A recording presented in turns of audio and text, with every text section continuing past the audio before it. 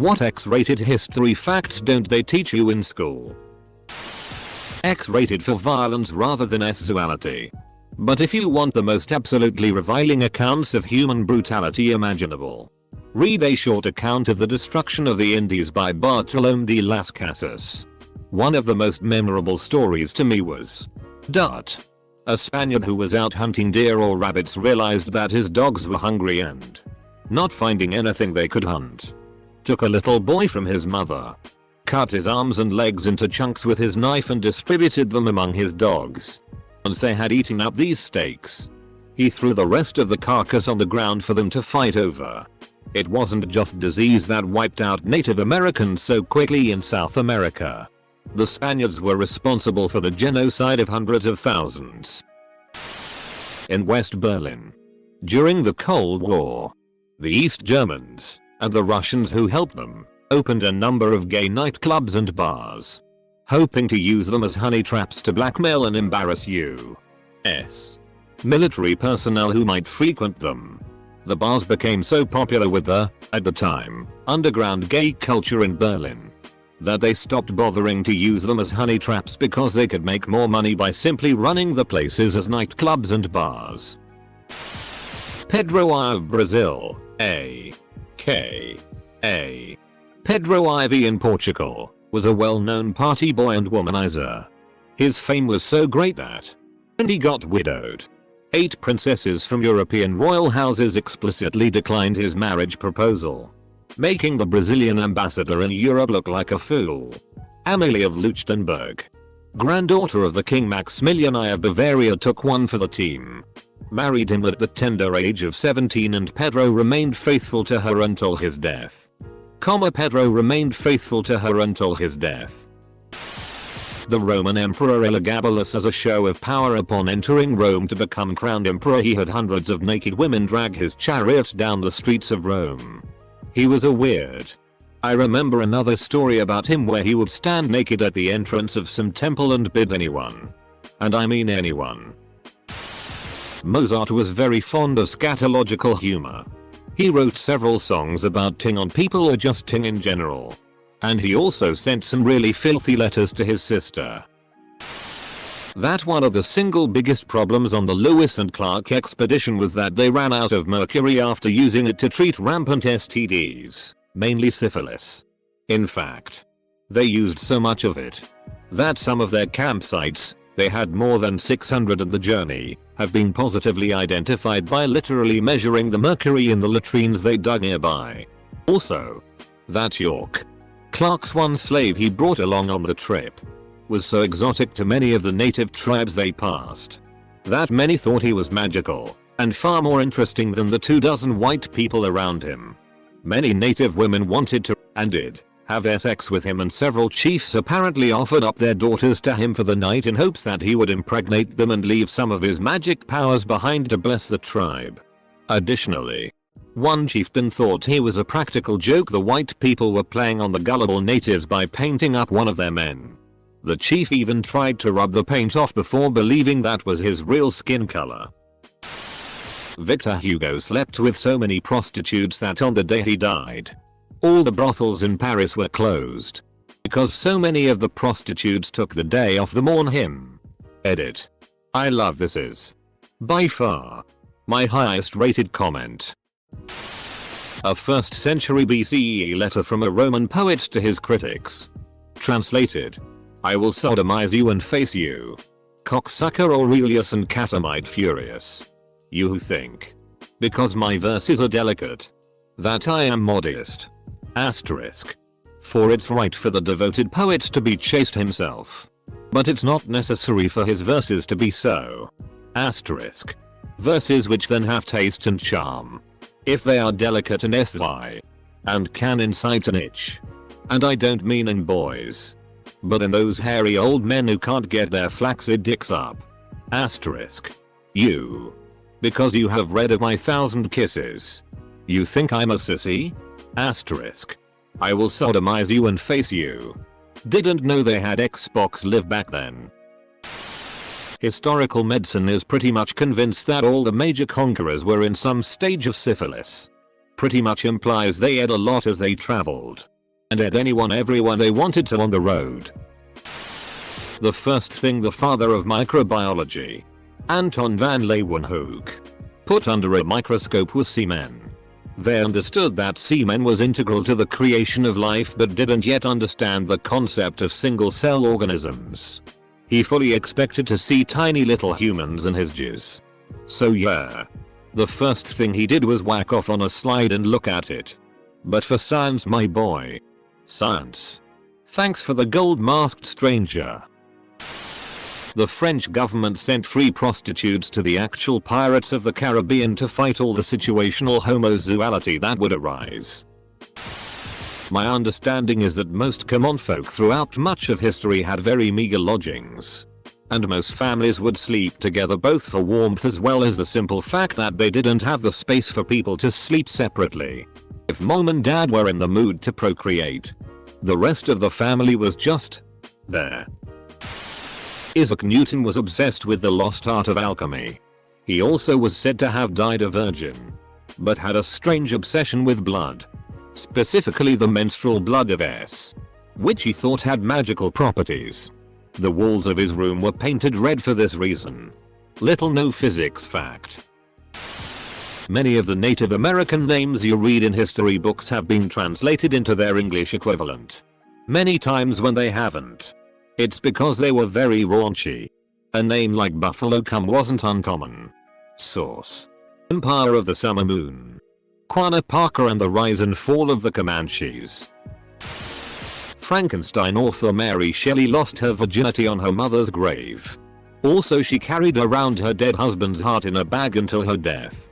As when she burnt his body, it was the only part of him that didn't burn. Edit. Several people have pointed out it was actually his liver, which she believed to be his heart. Either way, it's weird. Ben Franklin was known to take air baths. He would sit in a room for hours, totally nude. He believed it was good for overall health. Removed. Pirates loved them some an LSX during the golden age of piracy. They would usually take turns being the ahem receptive partner. And it was considered tacky to refuse to be said receptive partner when it was your turn. We always get new guys when they come on the ship with this one. You can use the hole in the barrel every day but Thursday. Why not Thursday? That's your day in the barrel. Edit. Of course my gold cherry would be popped on a comment about force.sx. Thanks kind stranger. Alfred Hitchcock basically ended Tippi Hedren's career because she refused to sleep with him after he made her a star. Hitchcock didn't even pretend to not be a dick about some things. After he got flack for saying actors are cattle, he called the newspaper and told them he meant to say actors should be treated as cattle. In ancient Rome, babies weren't considered people until they were older. So if you gave birth to a child you didn't want, you could dispose of it in the same place where you disposed of all the other unwanted substances that came out of your body. The outhouse toilet poop hole in a field. No one questioned this unless the child was obviously of a certain age. Archaeologists find a lot of baby skeletons when they discover the toilet sewers near ruins of Roman brothels. It's not just ancient times. Up until about the 1920s, doctors and midwives in the U.S. would routinely euthanize deformed or defective children shortly after birth. A good portion of the reduction in birth mortality during the early 20th century was due to moving births into hospitals where the practice was banned. Chambermaids to 18th century French aristocrats were expected to masturbate their male teenage charges at bedtime, so as to coax a better night's sleep from them. Help wanted. Chambermaid. Great pay. 10-15 mins of work per day. Edit. After reading this thread, I bet every single moderator of our Ask Historians currently has a migraine.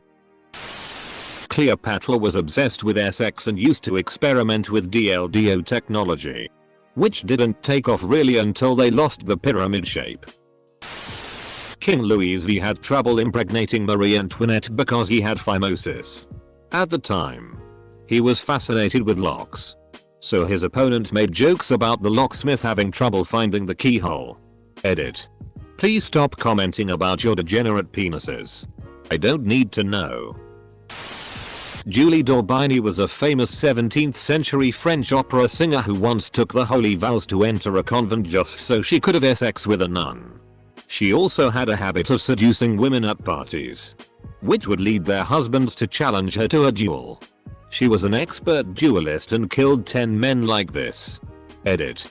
17th century, not 18th. Vlad the Impaler. The 15th century leader of what is today Romania and also the inspiration for the character Dracula, was extremely creative in coming up with painful ways to kill prisoners.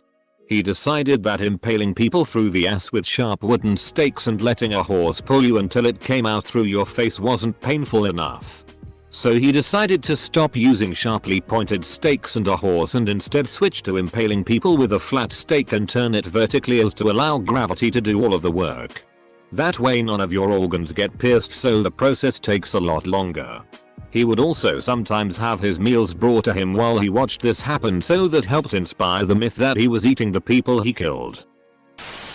Not specific to any person in history, but if you go to South Korea, vendors will sell these little letter openers that make nice souvenirs with a little sheath.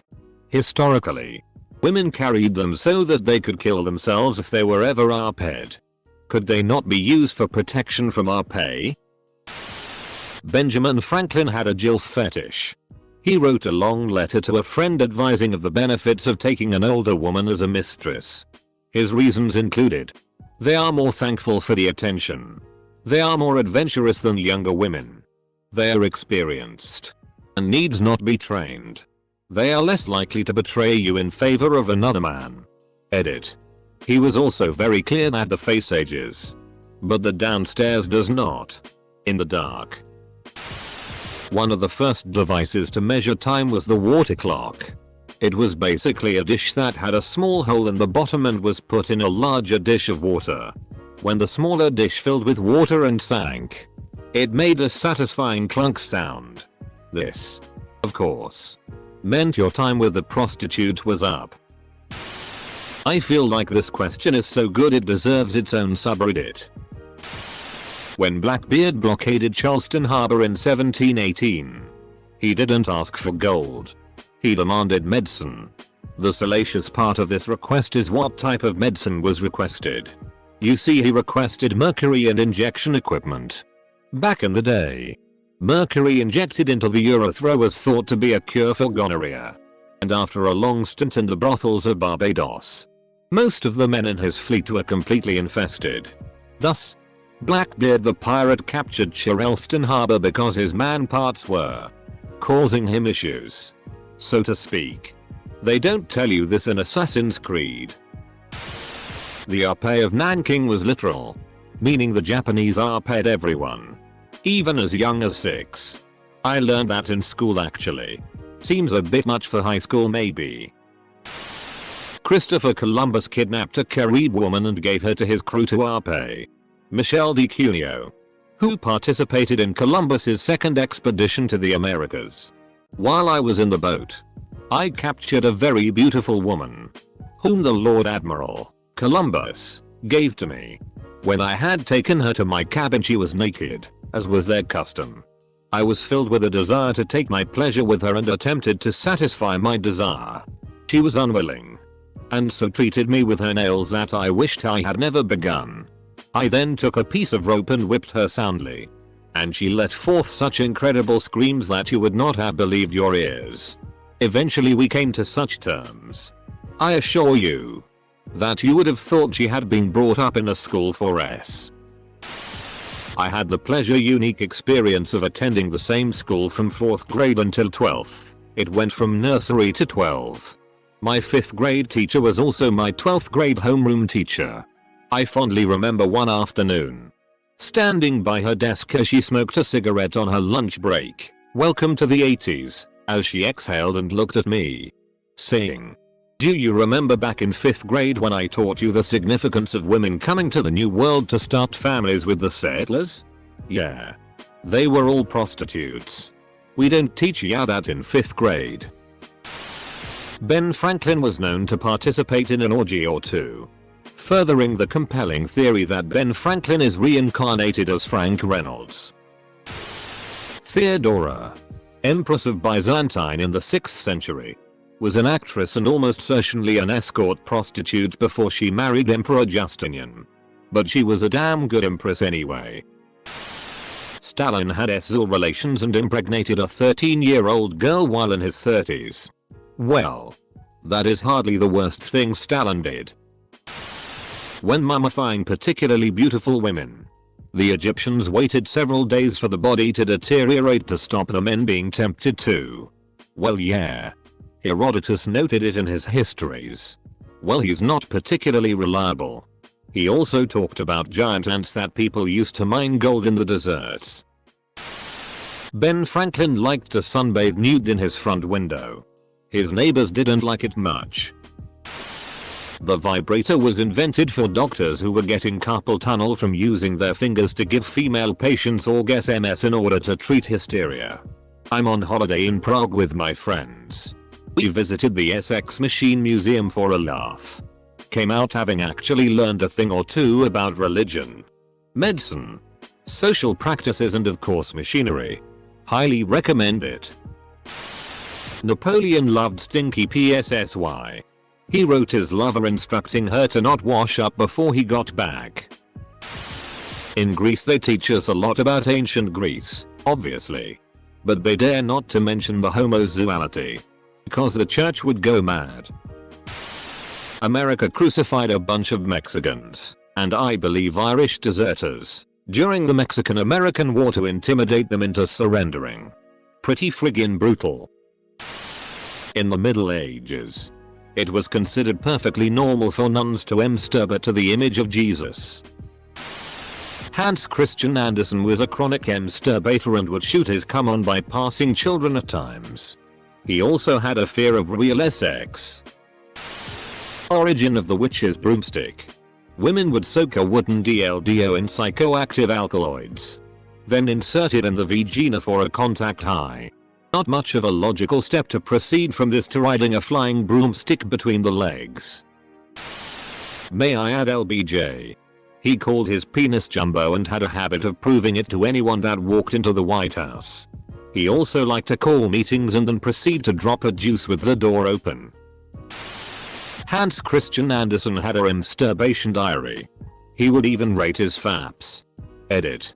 My top rated comment is about a fairy tale writer and his fap diary.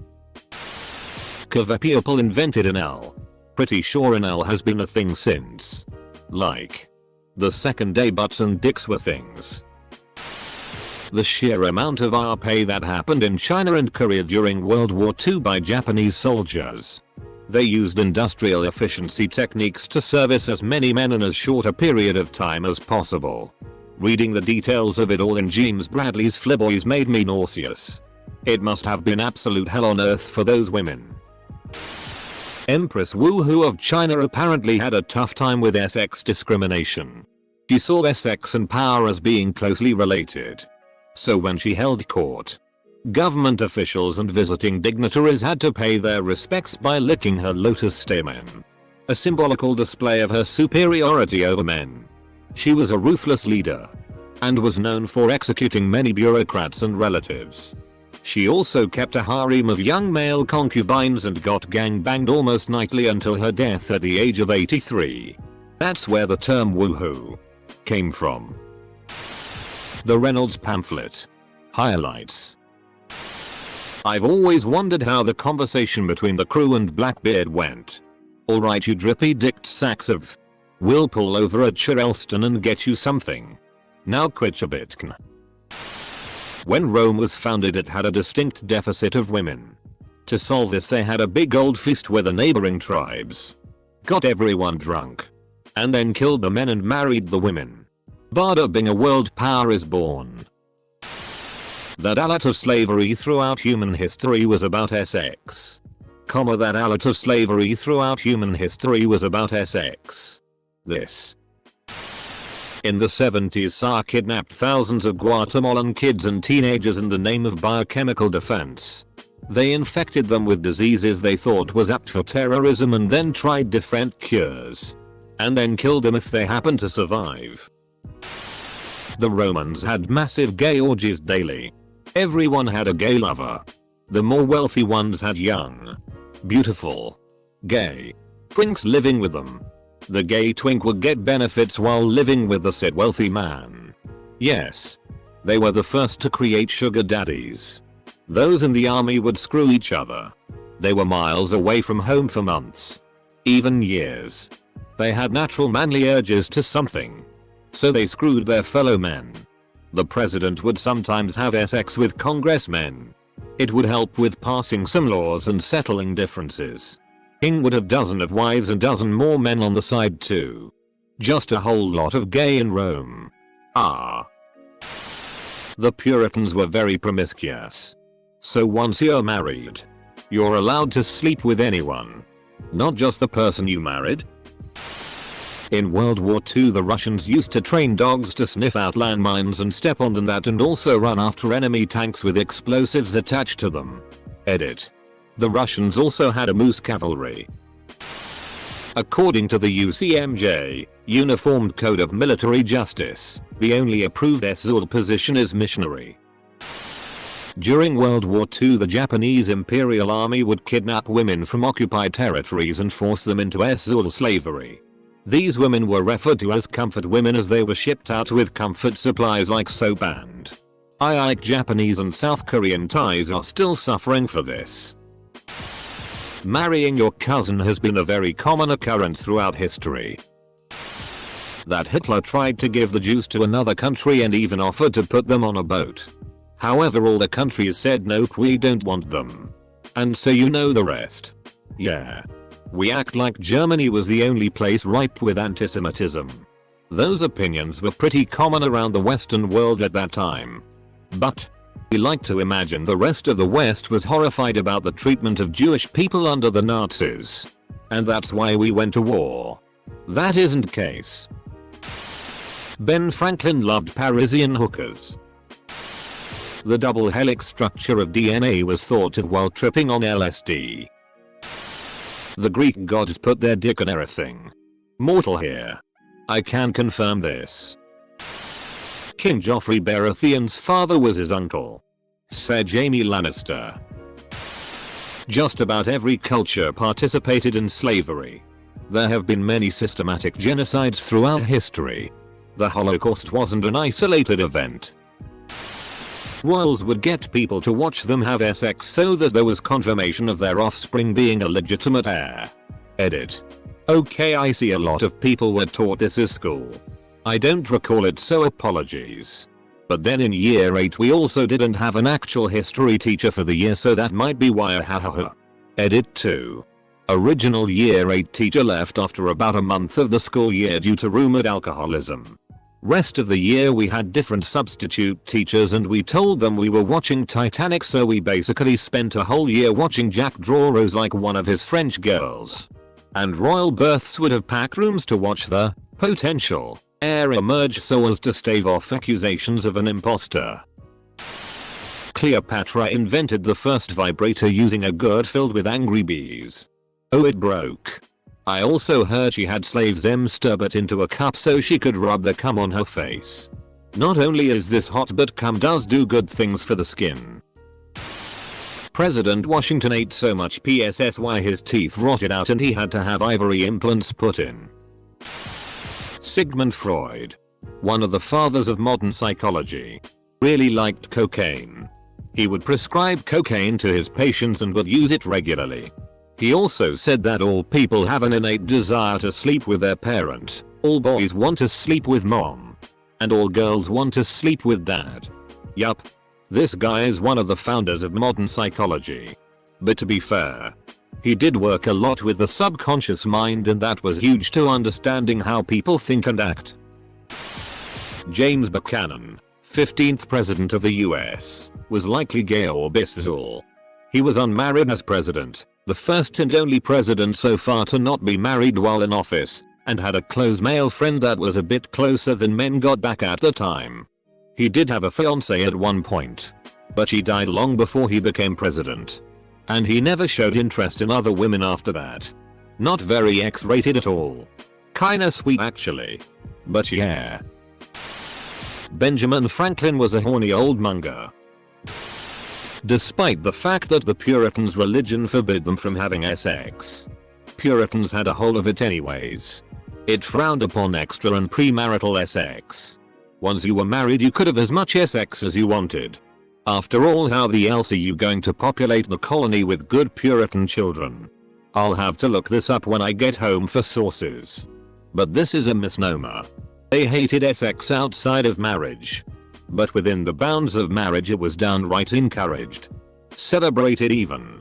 A distinct difference between the Catholic Church of the time, which viewed marriage as a distant second to celibacy. Sex for the Puritans was a gift from God. Within marriage, Marcus Tullius Cicero had to defend Clodius Pulcher, who was known to have disguised himself as a Vestal Virgin for the Bonadi rites. The Bonadi rites were held at the home of the chief magistrate, who at that time was Julius Caesar. He was discovered and chased out, and many assumed that he disguised himself in order to sleep with Caesar's wife. Addition. This is the same Clodius Pulcher who was known to sleep with his sister, who was also the woman nicknamed Lesbia by the poet Catullus. Correction. Cicero was defending Clodius, who was being smeared by Clodius and his sister. Much of these allegations against Clodius came from Cicero trying to smear the accusers back. Colt Hansler was an old German bacteriologist in Key West, Florida during the early 20th century. He became infatuated with a sick young Cuban woman. When she died he mourned her death for 2 years, before digging up her corpse and fixing it up like you would a dead cat. He dated the corpse for 7 years, even having sex with it, before he was found out. The family of the woman didn't seem too bothered about his actions with their dead relative. The corpse is now in a museum. Most kings murder their entire family when they come to power or are in power. Herod is a good example of this. Something about having that power and the fear of losing it seems to drive most people insane eventually.